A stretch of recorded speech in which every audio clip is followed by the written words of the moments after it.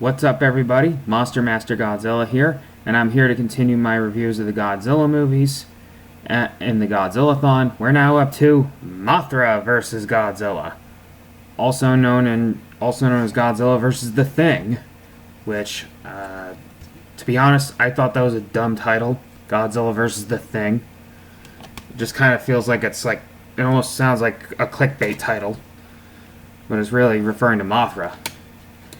Alright, here we go. So, where do I begin with this one? This one's an amazing classic, even for its time. This one's released in 1964, Godzilla's 10-year anniversary. And Mothra has already been established. And this is the first time Godzilla and Mothra actually cross paths together. Now, when I first saw Mothra, I thought she was originally emanated from a Godzilla movie, but then I eventually learned that she's actually her own monster before being in a Godzilla movie. Which, then I learned that she was actually... So that's when I learned that... So I end up learning that she's her own monster. So this is her second movie, but first to appear alongside Godzilla. So yeah, this one's basically the first time two intellectual properties got to cross paths together. Where this time Godzilla's still a bad guy, giving Mothra the hero role. The story is that there was an egg that got stranded, which Mothra has an egg, and some greedy businessman wants to make money off the egg for his amusement park for the kids. And he's the main human villain of the story. The twin Mothra fairies, which are trying to convince him to give back the egg, or else Mothra will throw a fit, cause chaos all over the city. But then eventually Godzilla shows up, making one of his most weird appearances ever, which is rising from the ground, and it's still quite a badass entry. Now, Godzilla's design in the 1964 suit, quite amazing and menacing for its time. It's a really good design for 1964, especially for a 10-year anniversary. There are moments where Godzilla's quite clumsy, like he gets his tail caught and trips and falls into a pagoda, which in reality the actor actually tripped. The actor actually tripped in real life. How can you blame him? Because the actor's head is inside the neck, so he can't see a thing, and it's also hot inside that suit. Now, Mothra is not a guy in a rubber suit, but a puppet. Especially that he flies. And so Mothra. So then, when Godzilla goes around causing mayhem, they also establish how invincible Godzilla really is. They try throwing missiles from battleships, which have no effect on him at all. Like helicopters, nope. They tried catching him in a net with electricity, nope, it didn't work. Out. Even threw a bomb at him it causes a fire, and it has no effect on him at all. And then when Godzilla heads to the incubator, he finds an egg and almost destroys the egg, but Mothra shows up, and this is where Godzilla and Mothra finally see face to face. And that's when Godzilla and Mothra get into a fight.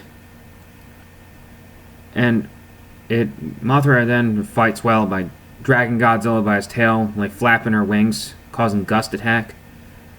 But Mothra fought well until Godzilla ends up killing her. And Mothra is also getting old and dying too. So then after Mothra was defeated by Godzilla, you'll see that Mothra is dead, resting her one wing over her egg. And just when you thought it's over, And just when you think it's over, the twin Mothra larvae, the Mothra fairies, the twin fairies eventually started chanting on having the egg hatch. And then after that, Mothra's egg hatched, and surprise, surprise, the Mothra larvae hatched, and there were two of them. They were twin Mothra larvae. Even the Mothra fairies were shocked to find out there were two of them. So, the twin Mothra larvae eventually decided to find Godzilla. So they went after Godzilla. They took on Godzilla in the final battle. And once a lot of people didn't expect is that Godzilla gets defeated by two Mothra larvae that look like web-shooting little pieces of poop. Which, it's quite embarrassing in a way. But then after Godzilla gets tangled up in webs after fighting twin Mothra larvae, he falls into the water. And he's defeated. And the Mothra larvae won. Which, I know a lot of people, myself included, find that quite humiliating for Godzilla. It was definitely humiliating for Godzilla.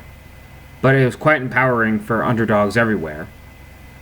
So, the story is quite amazing, and the effects are quite amazing for its time, and are quite amazing for their time, and the Mothra larvae have,